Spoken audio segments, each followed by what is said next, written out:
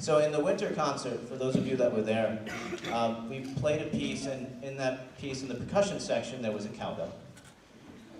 And Dr. Classic really likes the cowbell. He made a big deal out of it. He talked about the cowbell for weeks afterwards. He just loves the cowbell. In fact, you can probably see he had a fever. I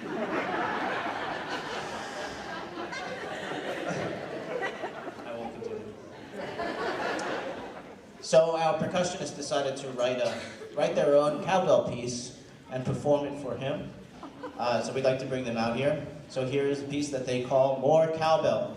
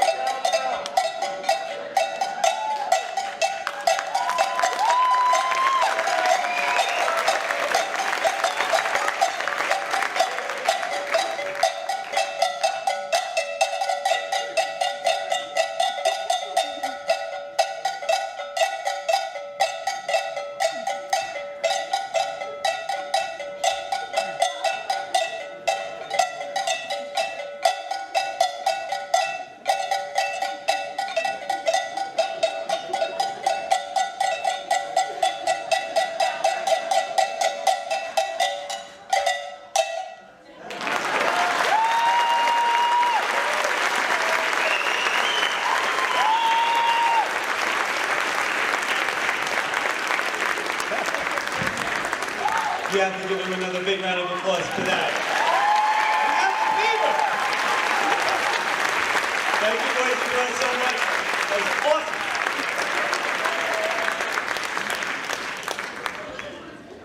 awesome. Next year, no instruments, just cowbells. That's it.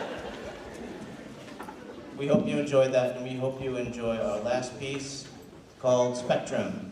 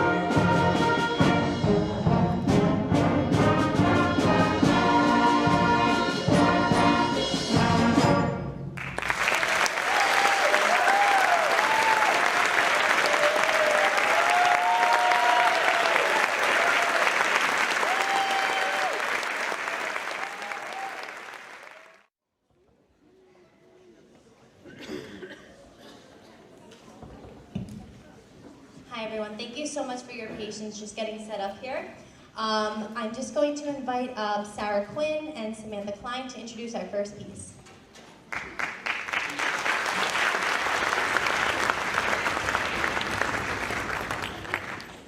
Hello, wait. Hello, my name is Sarah and I play the violin. Welcome to the Senior Spring Concert. The group you're about to hear is the Woodward Parkway Senior Orchestra. We began as an orchestra in 4th grade and have since performed many times together. Hello, my name is Sam and I play the violin. Our first piece, titled Gaelic Castle, is one of our 2 required pieces for the NYSSMA Majors Festival, which we are participating in next week. This dynamic and fast-paced piece strives to depict a joyous scene in a brilliant castle. Thank you and enjoy our performance.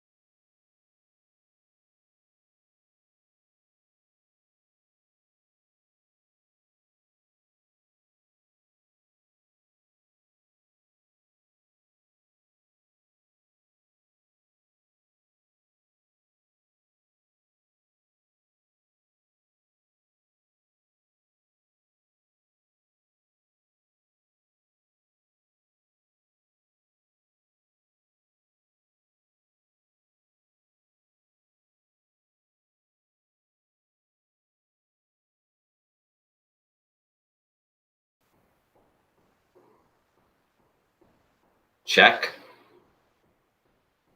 Check.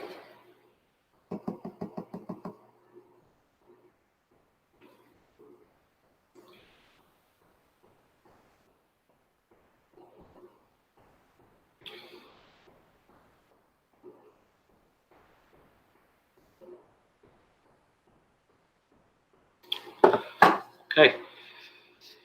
Good evening, everyone. Welcome to this evening's meeting of the Board of Education. Pursuant to Executive Order 202.1 and subsequent orders closing district schools issued by the Honorable Andrew M. Cuomo, Governor of the State of New York, signed March 12, 2020, and due to the concerns of the Board of Education for the health and safety of the community emanating from the current COVID-19 pandemic, there will be no in-person public access to the aforementioned board meeting, and instead the meeting will be live streamed and recorded. Access to the live stream can be had by accessing the school district's website for a link that will bring you to a YouTube site, and the recording of the meeting can be accessed on www.farmingdaleschools.org. In addition, the public participation portion of the meeting shall be suspended by board resolution. Mrs. D'Amico, may I have a motion to suspend public participation? I make a motion that pursuant to the aforementioned executive orders, the board is suspending the public participation portion of the meeting, and therefore accordingly, there will be no public participation at this board meeting. Second. All in favor? Aye. Motion carries. Please know that the Board of Education is interested in encouraging members of the public to share their ideas, comments, and questions. You may send your feedback and questions to us through our email account, boe@farmingdaleschools.org. A member of the district's administrative team will respond to you, and then questions will be publicly addressed at next week's board meeting.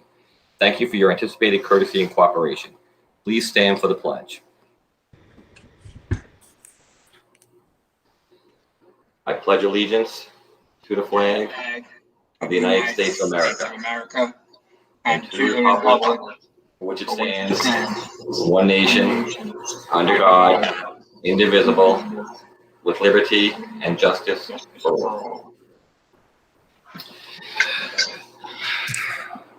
Mr. Defendini, will you start the 2021-2022 budget season for us? Absolutely. Thank you, Mr. Goldberg, members of the Board of Education. It has, crazy as it might seem, that we're right back in this spot. It seems like we were just in this spot last year when the pandemic was first upon us, and so many things were happening to us, and now here we are.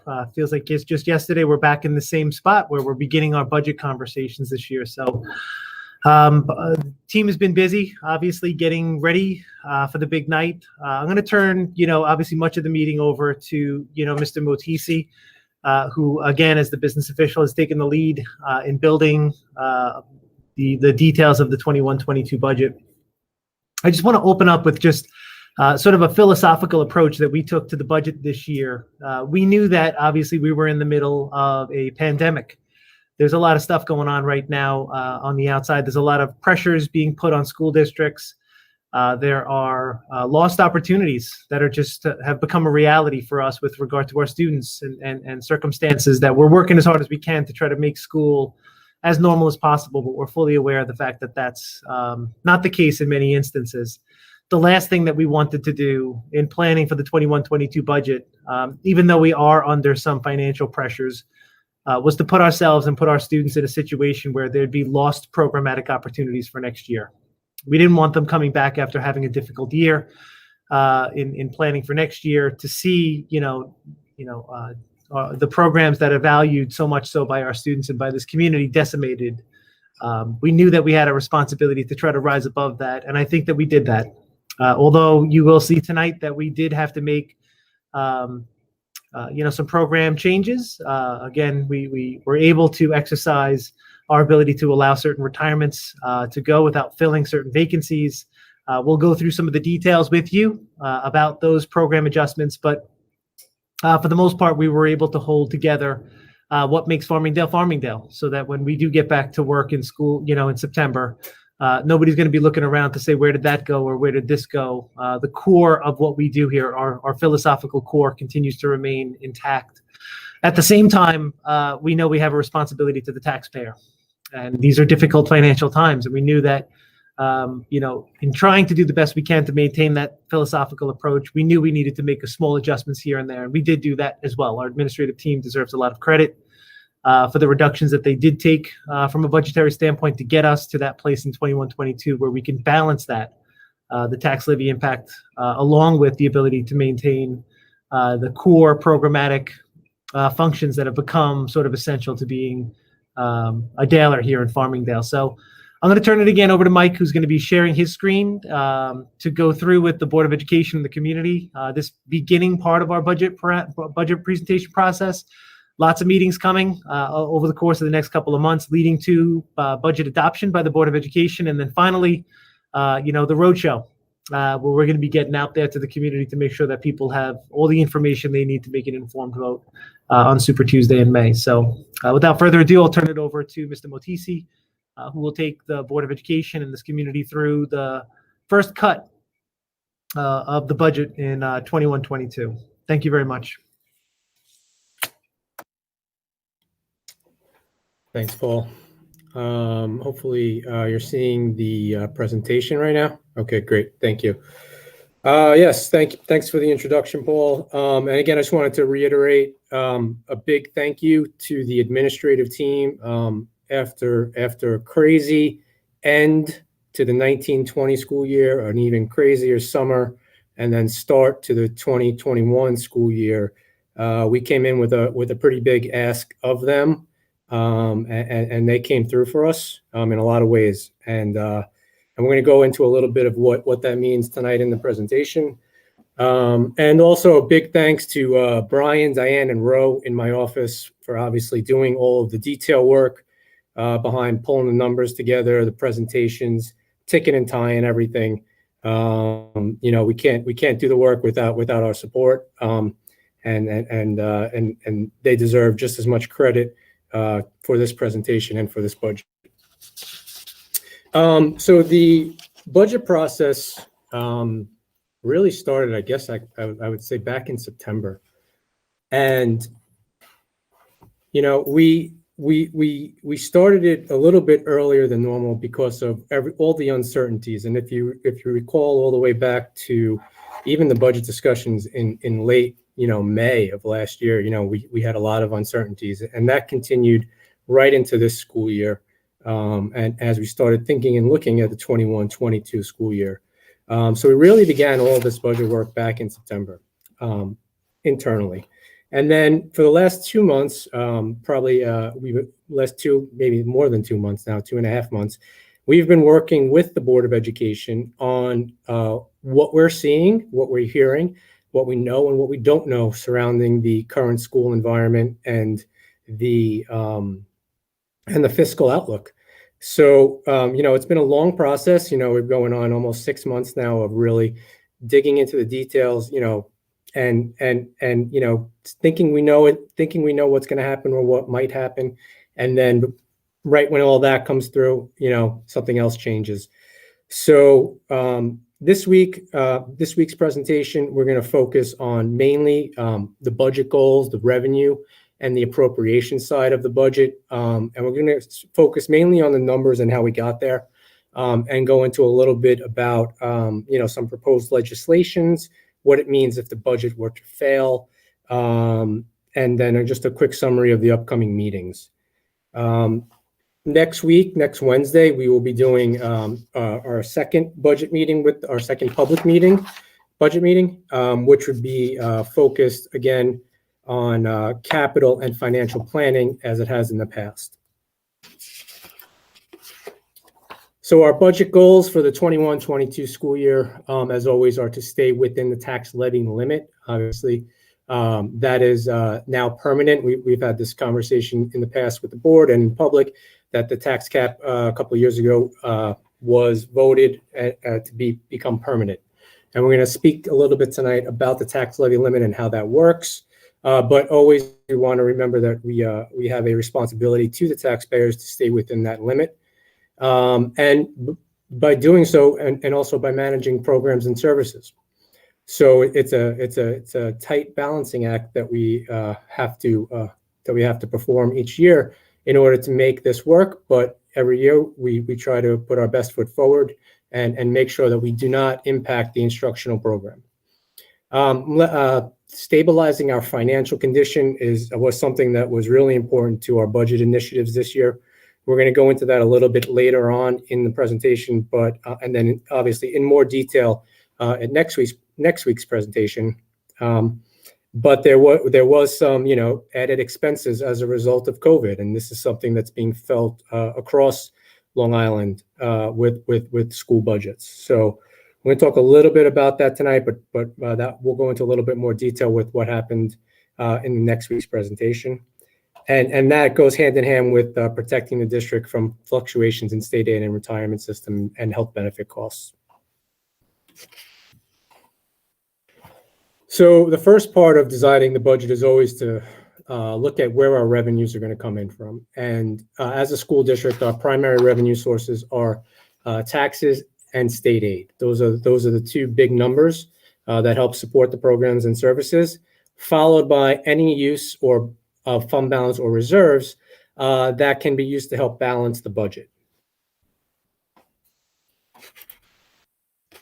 So the revenue sources that I just spoke about, property taxes and pilot, make up approximately 70% of the school district's budget. Now, these are restricted by the state, and what that means is the property taxes, there is a tax cap levy limit, obviously. Without going to a supermajority, I'm going to go into that again in a couple slides, but without having a supermajority, you are limited to a formula that is given to us by the state. Next, we have the state aid, which is entirely controlled by the state. There are different categories of state aid, which we'll go into tonight. And then lastly, we have our 4% or unpredictable revenue source, which is really just miscellaneous income, smaller amounts, and an appropriated fund balance. It equals approximately $7 million on a $175 million budget. So moving right along to the tax levy, again, the tax levy is what the district, the increase or that the district would need to support the programs. The tax levy is, again, that 78% number, and largest percent of revenue. Historical budget and financial data. As you can see, this is for the last 10 years.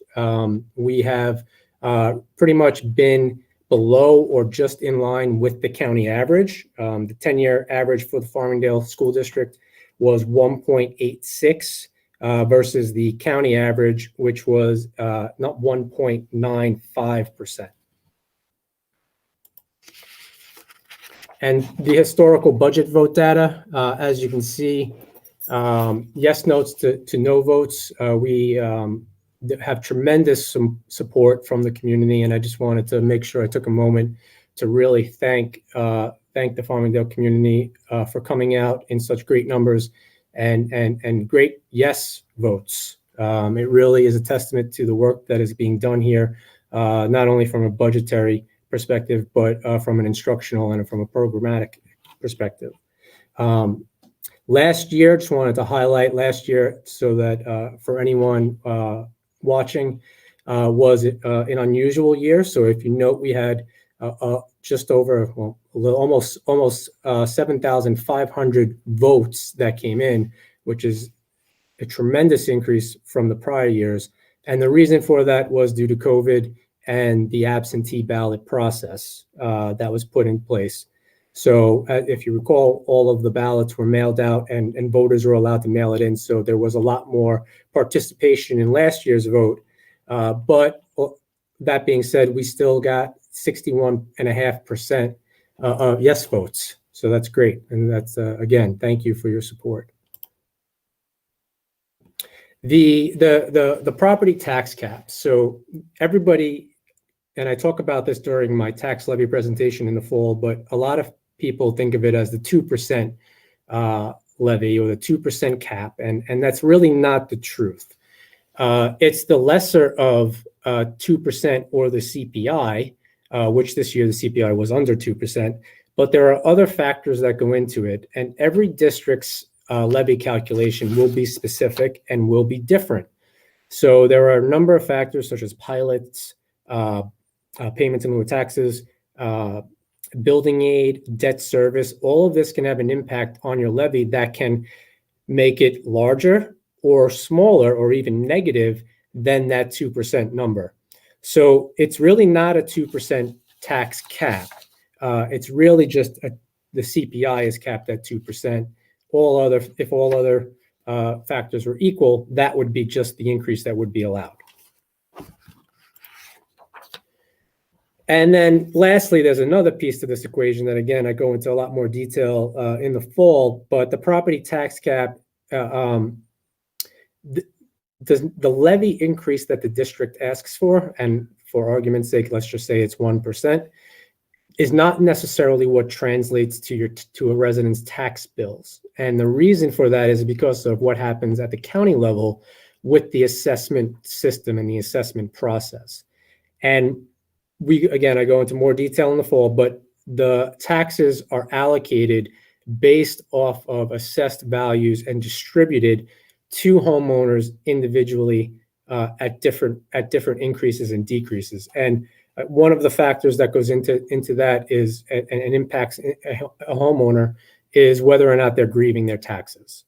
So just because if the district has a 1% increase on their levy, it does not necessarily mean that a resident will see a 1% increase in their school taxes come next year.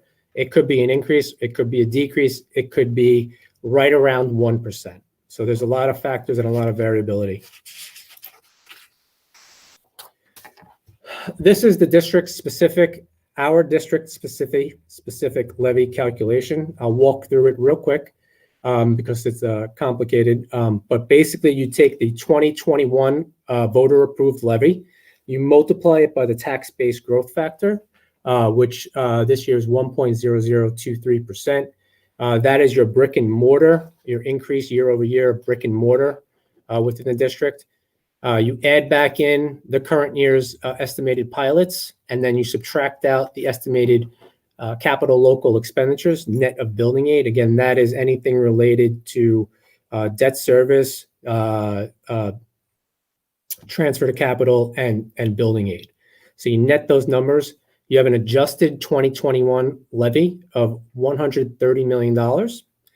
That number is then multiplied by the CPI, which this year was 1.23%. You then subtract out the 21-22 estimated pilots and add back any available carryover, which we did not have any. The tax levy limit before exclusions then it becomes lower than the prior year levy at $127.4 million. And then you're allowed to add back in the capital local expenditures. And again, that is your debt service net of building aid for a maximum allowable levy of $131,652,233, or a 1.51% increase year over year. It was important to point out again that the average proposed tax levy increase in Nassau County, based on the information that was submitted to the comptroller on March 1st, equaled about 1.73%. So Farmingdale is once again right below the average in the county. Just to run through some of the more details in the on the revenue side, these are our top 5 pilot properties where we receive money from Nassau and Suffolk counties. It makes up, about $4.3 million. The largest portion of that is the LIPA pilot, which represents about 45% of the pilot revenue that we see as a district. So that is the largest one and is predominantly, it is in Nassau County. The other ones are all Babylon pilots. So the TDI Jefferson Station, Harold Levinson. And the way pilots work is every single year, pilots businesses are offered incentives to come open up their businesses here on Long Island. They receive an abated tax value to do so, and then slowly in small increments, they are brought up to full value each year. So each year we do see pilots go up a little bit every single year. And that again is something that gets subtracted from the tax base, from the tax levy calculation. Year over year, we had an increase of $162,000 or 3.93%. Turning to the governor's proposed state aid budget, just to clarify how it works, the governor always proposes his budget in early January.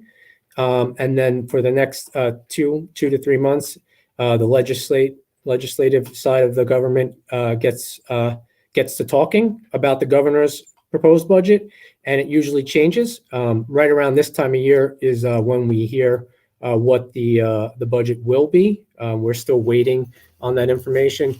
There's a lot to cover with the governor's proposed budget, and we're going to go into that in these coming slides. But before we go there, I wanted to speak of a little bit of the definitions so that you have an understanding of some of these numbers. So state aid packages, we really look at it as 3 categories: unrestricted, reimbursement or expense driven, and then categorical and grants. The unrestricted in the foundation and high tax aid is something that's kind of formula driven versus reimbursement and expense aids, which are driven by actual expenditures that the district makes year over year. And some of the proposals that the governor made this year, which were in line with ones that he had made in previous years, are a little concerning to districts. And we're going to go into some of that in a minute. But the first 2 categories, foundation aid and high tax aid. Foundation aid was established a long time ago as a way to to send the appropriate amount of state aid to all different districts on Long Island based on wealth and needs. So when you're talking about foundation aid, things that are looked at are property values, household income, free and reduced lunch, free and reduced price families. So all of that is factored into foundation aid when the formula is calculated. Just as a point of reference, Farmingdale is considered to be a little bit on the wealthier side compared to the state average. High tax aid is intended to provide relief to areas in New York State that are viewed as high wealth due to high property values. So these 2 amounts, of foundation aid and high tax aid, have been frozen for a number of years now. The high tax aid has been frozen longer than the foundation aid now, but the foundation aid formula, when it was originally written, was never allowed to run due to various deficits at the state level. And just as a point of reference, if the foundation aid formula was allowed to run as it originally had been designed, Farmingdale would be receiving $8 million more in state aid than it currently does. Reimbursable aid categories. This is basically aid for certain expenses that we incur. So transportation aid is based off of our expenditures for this current school year. So what we expend in 2021 will be paid in 21-22 in the form of state aid. Farmingdale's share or state aid ratio for transportation aid for the current school year is 50.4%. BOCES aid, BOCES is a cooperative, and again, you get a certain amount of aid back for every dollar that you spend. Our ratio for BOCES aid is 66%. So that's only on aidable expenditures. There are certain expenses within BOCES that are not aidable, but most of the categories that we purchase from BOCES are aidable expenses. Public high cost and private excess cost. That's a reimbursement from the state for certain special education students that are over a threshold that is set by the state. So certain students, you have 2 types of categories: general ed and special ed, according to the state. In terms of categories for this, is their reimbursement, the dollar amount set by the state. Let's say it's $40,000 to educate a special education student, But if it was to cost the district $100,000 because of the needs of that student, we would then receive $60,000 in aid, dollar for dollar, from the state. And then lastly, two smaller categories, software, library, and textbook aid, and then computer hardware and technology aid. Those are set amounts that are based off of pupil counts. Lastly, categorical and grants. Really, these roll forward from year to year. They are from the federal government. Most of them pass through the state to us.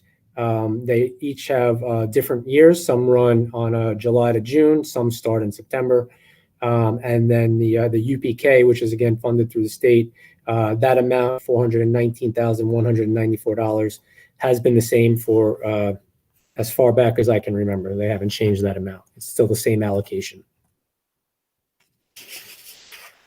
Also included with the state proposal, or I should say in the governor's address regarding the state budget proposal, was two scenarios. So the governor designed the state budget with the thought that the New York State would receive either $6 billion in additional stimulus from the federal government or $15 billion in additional stimulus from the federal government.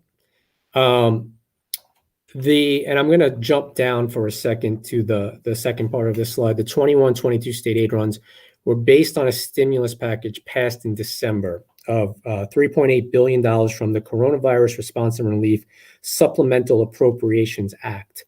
And we're going to go into that on the next slide to go into a little bit about why that has caused districts some concern as to what the governor did there. But going back up to the two scenarios on how he designed the budget, was these two scenarios really will impact districts going forward. $6 billion and $15 billion really are focused on the 22-23 years. And the reason for that is because, as I mentioned on the bottom, the 21-22 state aid runs, the stimulus that was used in those runs was used to supplement the deficit that the state was facing this year.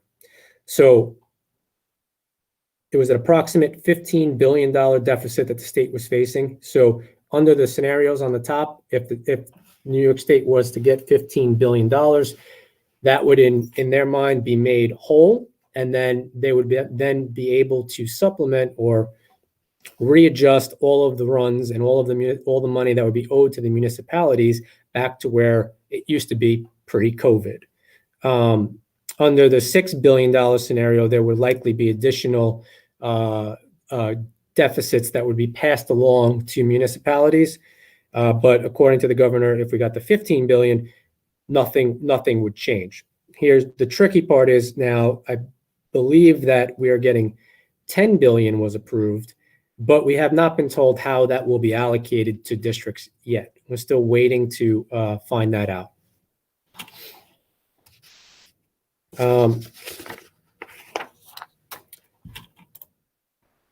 This is the state aid runs per the governor's proposal. And it looks a little bit different than in past years because I wanted to show it the way it was proposed, which was with the consolidation of the services aid. So just starting at the top, we have the foundation aid. Again, that's that formula that was allowed to run. If it was allowed to run, we would have $8 million more there. The services aids were combined, and those, again, are predominantly your expense-driven aids. So what the governor was proposing was consolidating those and not allowing them to grow with the expenses. So for an example, if I were to spend $5 million on transportation and I have a 50% aid ratio, this year I would expect to get $2.5 million back. Well, if this proposal was approved, the district would be frozen at that $2.5 million level. And if the governor allows it to grow incrementally year after year, you would only be allowed to grow at whatever rate the governor establishes instead of at the actual expenditures. So the So that has a lot of concern to districts. All of the correspondence and emails that I've been receiving the last few weeks are that the ledge has completely shut this down, and it does not look like it will be going through. But it's not final until it's final. So I thought it was important to put this up there. Moving down, the public high cost, the private excess cost, the building aid, all of those are running as normal with the formulas that control them. And then this is something new that was added in, was the STAR payment. And the reason that the governor added this in was because of, we believe, because he wanted to show what the state actually has in expenditures while negotiating with the federal government for New York's fair share of any stimulus. It's scary that this is being included because it's being reduced. And if you look to the right, there's a $567,265 red number in parentheses, and that shows that there's a decrease from 2021 to 21-22. And that amount is being supplemented by the CARES Act restoration that was passed back in December. So if the money that was appropriated in New York State back in December does not come back, and we don't get the full $15 million that the governor's second scenario was derived, budget that he derived, that would be a significant loss that the district would face, because STAR payments are used to offset property taxes. They're not considered state aid, but it's being lumped in here with state aid. So for an example, if the district were to ask for $1 million levy and 100,000 of that is related to STAR, we would expect to get $900,000 from the residents and $100,000 from the state. Under this proposed scenario, we would not be getting the $100,000 from the state. We would not be receiving the full $1 million that was budgeted. So that has a lot of concern for districts on Long Island and across New York State. And then that $5 million number on the bottom, the $5.1 million that you see, the pandemic local district funding adjustment, that's the state passing along their deficit to municipalities. That's our share of the state deficit that was experienced because of COVID. And the CARES Act restoration that was passed in December is being used to supplement that loss. And the easiest way to explain this is through thinking about the stimulus checks that were mailed home. So you do not want to rely on the stimulus check to pay your bills. You may need to from time because of what's going on, but you do not want to rely on it. That is not a recurring source of income. Your bills are recurring expenses. School district state aid is a recurring expense to New York State. So supplementing your revenue to pay your expenses is not something that will be sustainable. So, and again, the only way in the governor's scenarios where that gets corrected is through the $15 billion stimulus from New York State.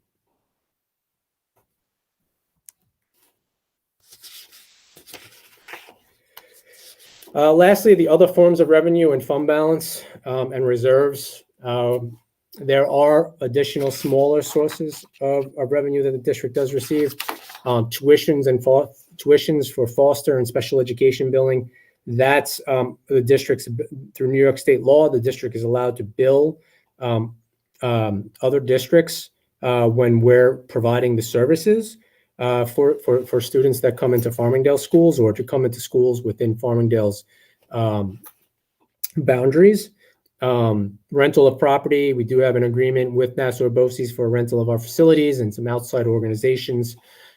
These numbers are predominantly based off of, on this entire slide, are predominantly based off of prior year prior year revenues. Medicaid reimbursement, we do apply for when a student is eligible for Medicaid eligible services. We do submit for reimbursement. We have a consultant that we work with that is very experienced in this, and ever since we brought her on a number of years ago, we have seen this number increase almost every single year. So that was a great revenue generator for us. Interest rates are nominal. We don't really expect too much in terms of interest anymore. I don't think that's news to anyone. And then lastly, smaller category student fees, which is predominantly made up of fees that are paid for rental of instruments for students in the music programs. And lastly, fund balance and reserves. So this year we have appropriated $5.5 million of appropriated fund balance. Essentially, what this is planned flexibility for unknown situations. So the perfect example of this is every year we have a workers' comp adjustment, and all of our prior workers' comp claims get looked at, and sometimes it results in a rather large adjustment that the district owes money. So this and it's not something that you can budget for. So having this flexibility in the budget allows for us to be able to pay for a lot of unknowns like that. And throughout the year, there are a number of smaller items that come up, but they do add up.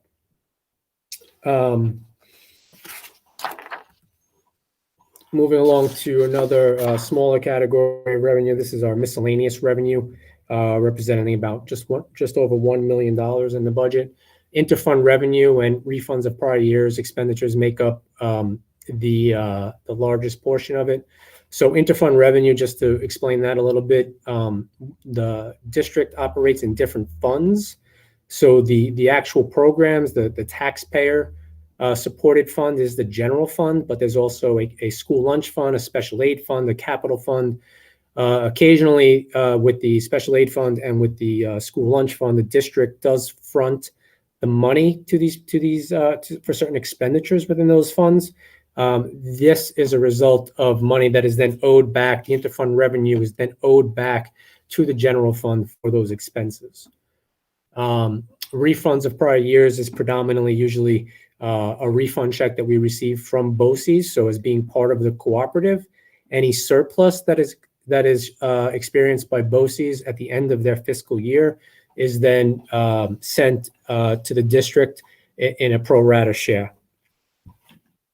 Insurance recoveries, again, a lot of these numbers are based off of prior year's experience. On average, it could fluctuate a little bit more or less, but nothing that's really material in terms of the numbers and the size of the Farmingdale School District. So this is a snapshot of the total revenue budget year over year. All in all, we're going from a $173 million budget to $175,030,683 budget with a 1.51% levy increase. Moving along to the expenditure side or the appropriation side of the budget, starting at the top, and the two biggest categories are salaries and expenditures, salaries and employee benefits. So currently all bargaining unit contracts have expired. We are in the budget, you're seeing a value of STEP is what's being used to project. So for the teachers unit, the CSEA clerical custodial teacher aides and monitors, and for the nurses, we are contractually obligated to STEP increases every single year. Those STEP increases are automatically determined per the CBA or the collective bargaining agreement.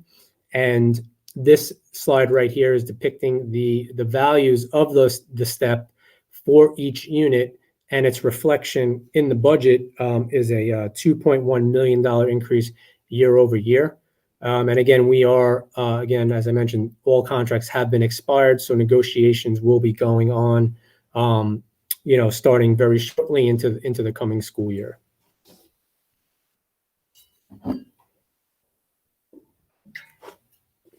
Employee benefits. So health insurance is by far the largest employee benefit that the district has as an expense.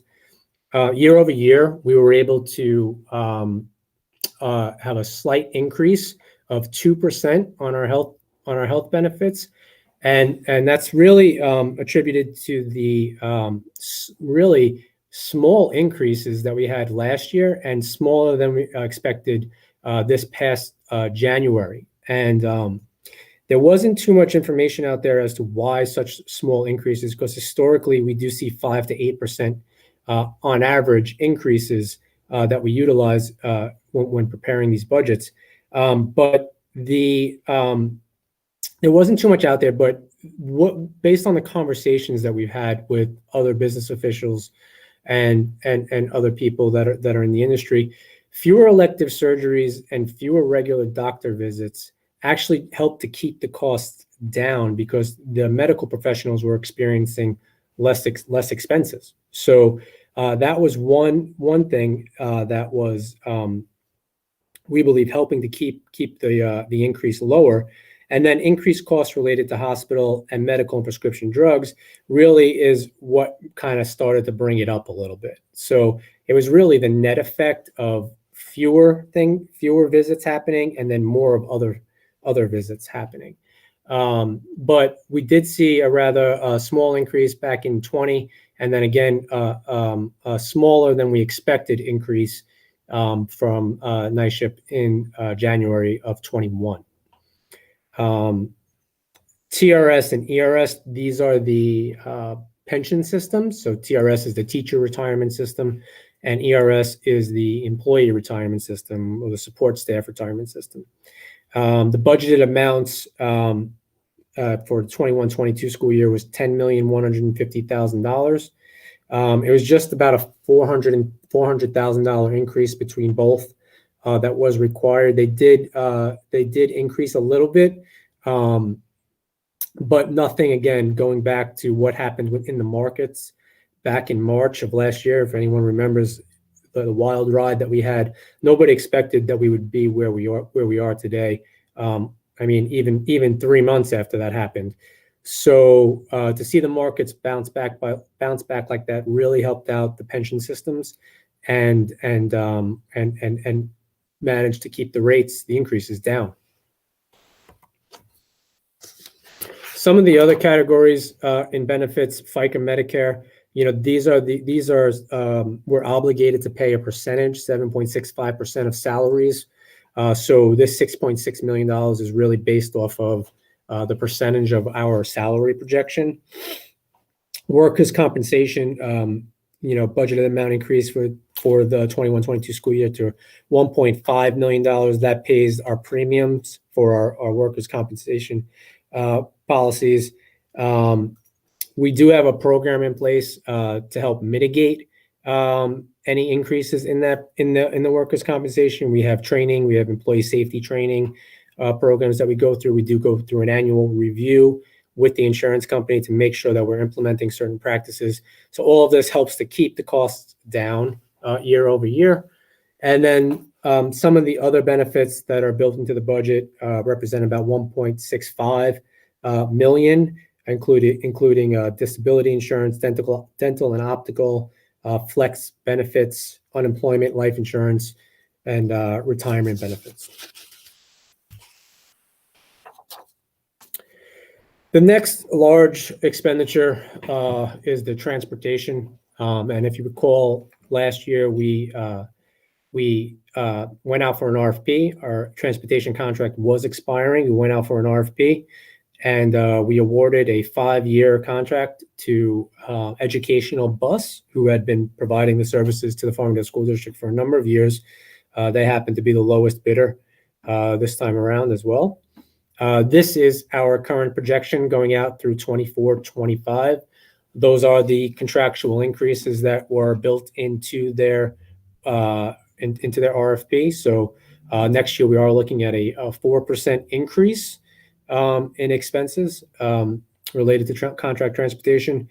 And I have to say that we locked this RFP in before the pandemic hit, and a lot of districts didn't. And after the pandemic hit, transportation companies across New York State were hit very hard. They lost a lot of business.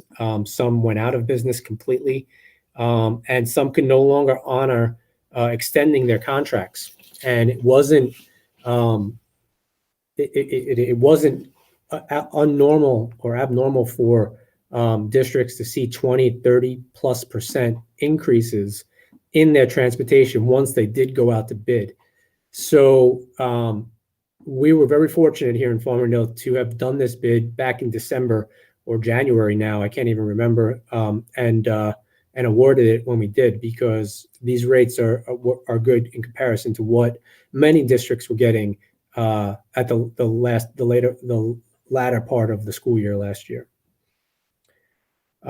BOCES transportation services, again, educational bus, the 5 years is predominantly our main contract. They do all of our schools and all of our parochial schools. The BOCES transportation services for $508,000, that is predominantly special education schools that we use. A lot of times there are special needs that are that special education students need or require per an IEP, and BOCES is better suited in that regard. And then our other contract transportation services of approximately $279,000. That is related to all of our other miscellaneous transportation needs, such as McKinney-Vento and some summer programs. Other appropriations. So the Farmingdale School District has a number of other categories: BOCES, capital projects, debt service. You know, the total for these appropriations was $31,372,700, and it was an approximate $1.75 million reduction year over year. And that goes back to the beginning of the presentation, where we really, thanked the admin team for all of their hard work, because when we went into this budget cycle and when we designed it in the early part of the fall, we went to them asking for a reduction of 10% to any non-contract salary codes. And we asked them to look and see where in their budget they could make some type of a reduction without materially impacting the program. And they were able to do it. And between really, there was two efforts at hand here. One of them was the reallocating of one-times, and we're going to go into that in a little bit when we get to the district's initiatives. But there was the reallocation of one-times, and then there was the reductions that amounted to about $1.75 million. But I'm going to hold off on that for 1 second until we get to that slide, because there's more detail listed there.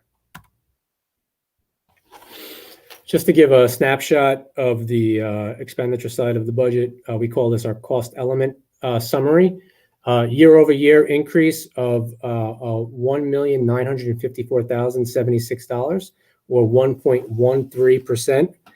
And you can see right there in the middle, all of those red numbers. Those are the decreases throughout the different categories, and a lot of that is again attributable to the work that was done by the admin team. So this is the district initiatives slide. We've broken these initiatives into two different slides. I'm gonna turn over the second slide to Dr. Ripley in a moment. But before we get there, I just wanted to talk a little bit about what I had just started to mention, which was the budget initiatives and the reduction, and Mr. Defnini mentioned in the beginning, the reductions in staff due to attrition. So we had a certain amount of staff come to us and tell us that they had intended to retire by the end of the year. So as a team, we looked at these individuals to see where we could take these reductions, if we could take these reductions without materially impacting the program. And those are the ones that had notified us early.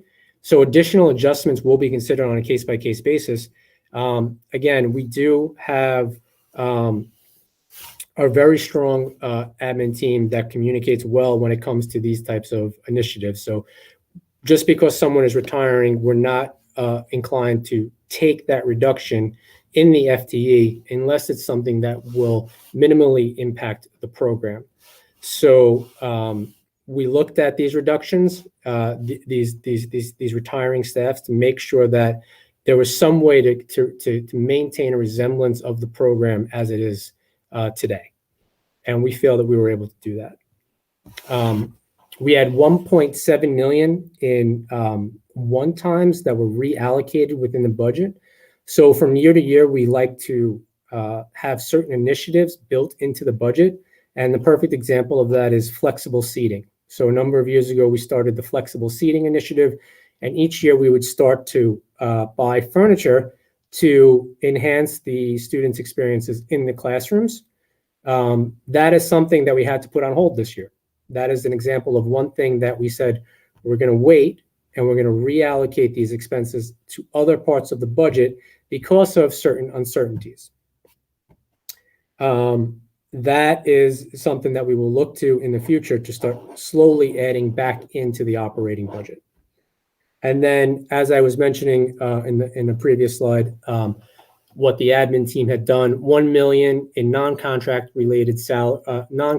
salary related budget reductions.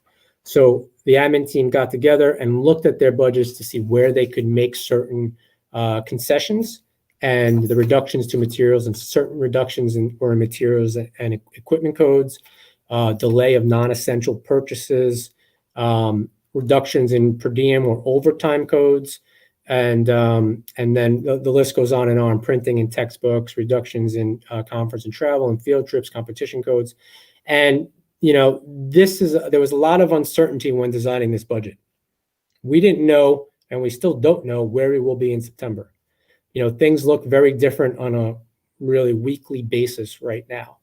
So this was done a little conservatively, probably, but the reductions were very carefully considered and discussed before we decided to take them.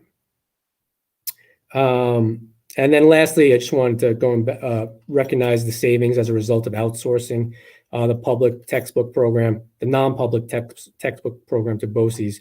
Going back to the previous slides when we were talking about revenue, the added benefit of outsourcing that was that we do get the state aid back on it, and we were able to outsource it because we had a retiring staff member. So that's another way the district looked to make savings. Some other initiatives. So besides having budget initiatives this year, we did have some facility initiatives that were really predominantly related to safety. So we are in need of some fire safety upgrades throughout the district. We did one building this year. We plan to hit the rest of the buildings next year. Floor abatement at Woodward Parkway. There are some floor tiles that need to be abated. This is, we don't want to, it's not a health concern right now. We don't want it to become one. So this is something we're proactive about. And every year we chip away at this project in the effort, in an attempt to finally complete the entire building. We do have some playground work at the elementary buildings that we're going to work on. Again, predominantly from a safety concern. We do have some of them are older than others, or the rubberized surface on the floor of the playground needs to be replaced. So we want to make sure that the students can continue to use the playgrounds in a safe manner. So we will focus there. The doorways and the commons at the Farmingdale High School, we're looking to replace some pretty shabby doorways and make the commons a more secure area. So we did secure some pricing for that. And then lastly, this is something that was built into last year's budget, but we didn't get around to because of the pandemic. But the lockers at Salzman East Memorial, everyone knows that Salzman used to be a middle school. And because of that, the younger grades do not have lockers in the classrooms like they do at the elementary schools, at the other elementary schools. So we are going to be looking to to change those lockers to something that's more appropriate for elementary students. And I'm going to turn it over now to Dr. Ripley to talk about some of the instructional initiatives. Thank you, Mike. So in spite of some of the trimming that we did, we are going ahead with a lot of our plans in terms of initiatives for next year.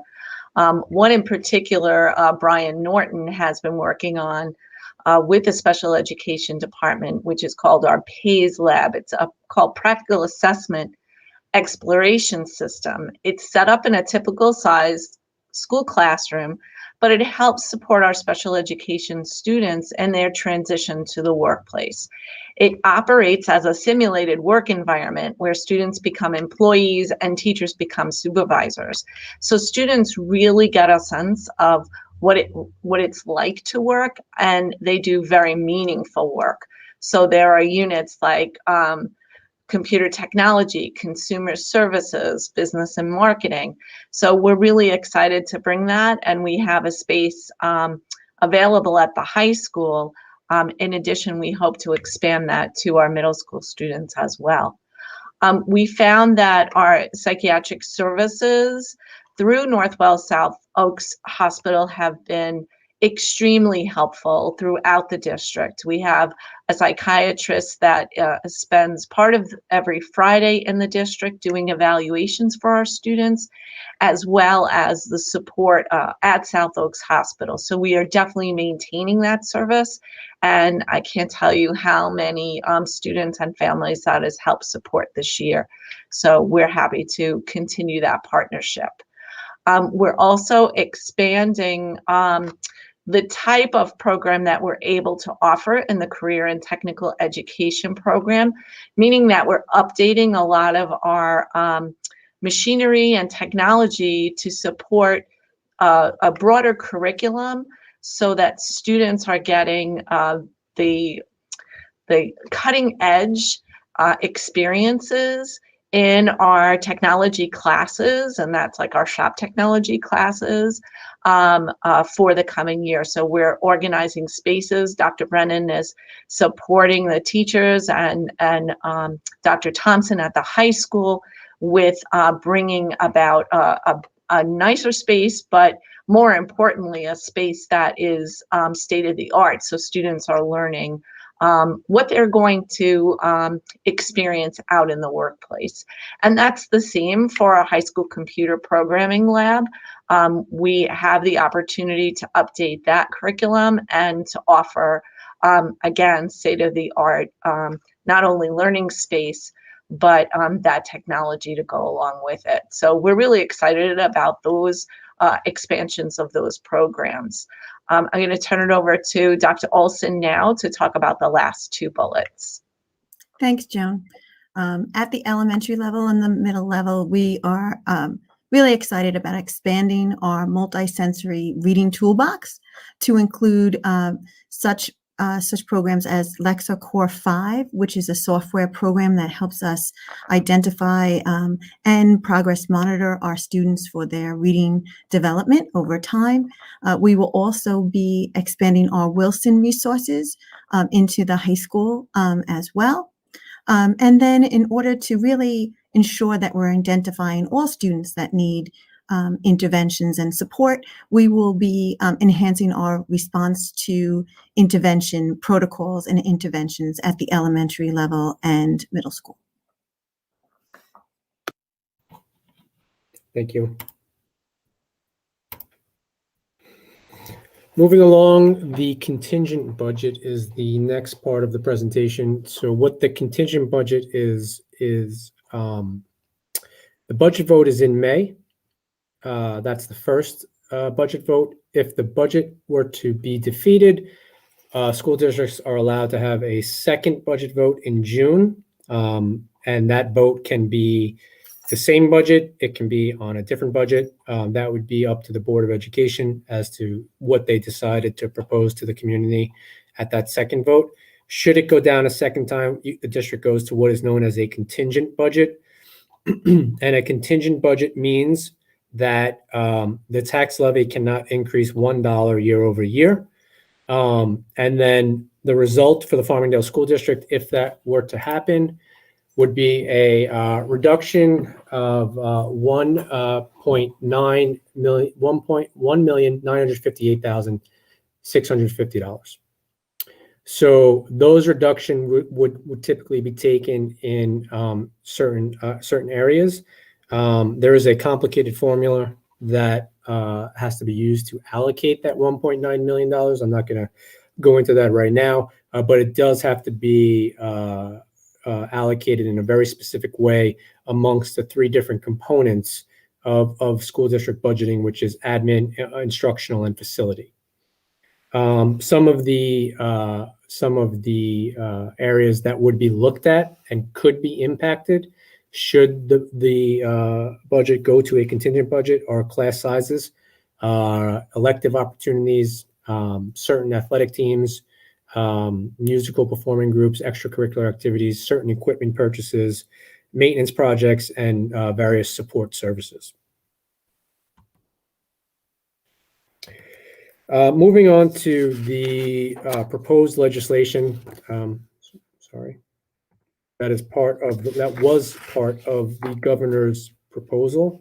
Again, we mentioned the first one a little bit, the consolidation of the expense-based aids and why that was so dangerous. That would severely limit the district's ability to receive reimbursement year over year based on actual expenditures. As a side note, I mean, based on everything that is going on at the state level, I don't think that there is going to be much support for most of the governor's initiatives this year. That's what we're hearing, at least, through emails and through the back channels. I do know that this first one is not gaining any support in the ledge, as I had mentioned. So I do expect that one will be defeated, and this is the second or third time that the governor has proposed this one. The local district funding adjustment versus the Coronavirus Response and Relief Supplemental Appropriations Act. Really what that is not really so much a proposal, but it's what I had mentioned in the state aid slide, where the governor is funding or using the stimulus package from December to supplement the budget for next year. And if that's allowed to go forward, how dangerous that is. And if the governor doesn't get his $15 billion that was requested from the federal government, how dangerous that could also be as a result of how it will get passed along to schools. And not only schools, but all municipalities in the state. The enhanced STAR no longer age up into the exemption. So what that means is there's two different ways that people receive STAR. It's through either the exemption or the credit. Most are familiar with the exemption, which is you pay less in taxes. If you have a $10,000 tax bill and you have a $1,000 STAR exemption, you pay $9,000. The credit is a check that is sent to you in the mail.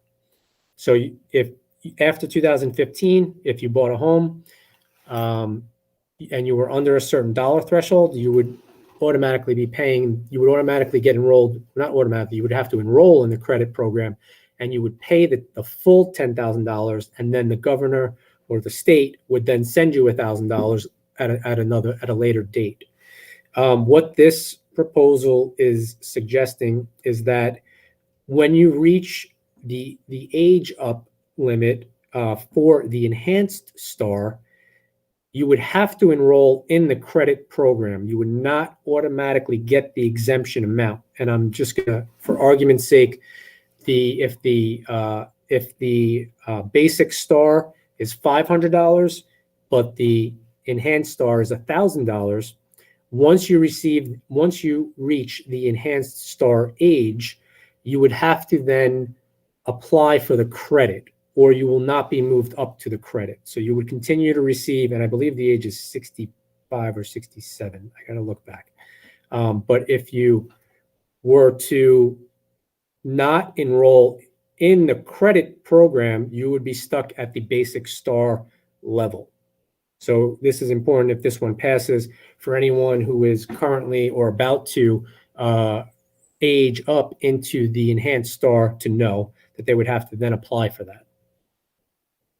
And then lastly, this is a little bit of a speculation on the business community side, but I felt it was important to discuss with the board, and we've had a number of conversations about this over the last couple of months, but GEA, or Gap Elimination Adjustment 2.0, which is, if anyone remembers back to the financial crisis, there was a deficit that hit the state. That deficit was passed along to schools and then never fully restored, or, well, it was restored, but a number of years later.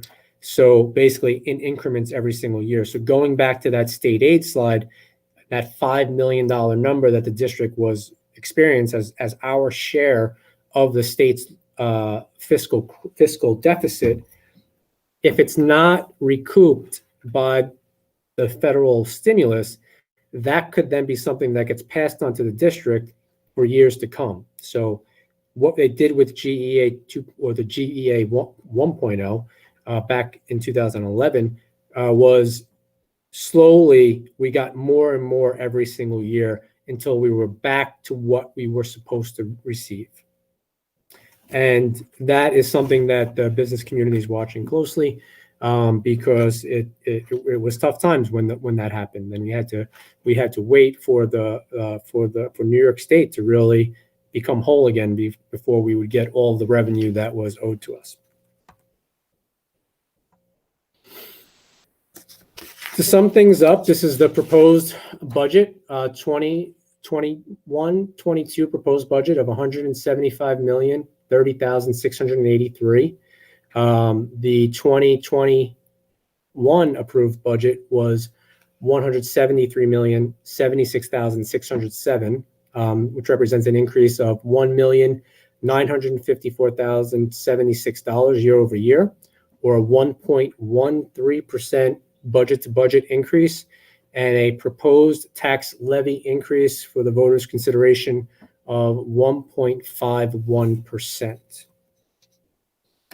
And still unsure as to exactly what the budget roadshow will look like this year. The governor is no longer able to issue executive orders. So this may be the last month of virtual meetings. But, you know, whether we're in person or whether we're live on Google, on live streaming, I will make myself available to all the groups that I've always presented to and that Paul's always presented to. But as of right now, with the Board of Education, here are the meeting dates as they come up. Next Wednesday, we're going to have the second part of the budget presentations, which will focus on capital and financial planning. And then the Wednesday after that is the Board's Education's adopt the budget for voter approval meeting. The April 20th meeting, the BOCES admin budget, is a very, very short meeting that is used that we are required to do as a component of BOCES. And then lastly, on May 11th, the public hearing, which is right before the budget vote, which will be, to the best of our knowledge, in person on May 18th. And I would be happy to answer any questions that the board may have right now. Any questions from the board?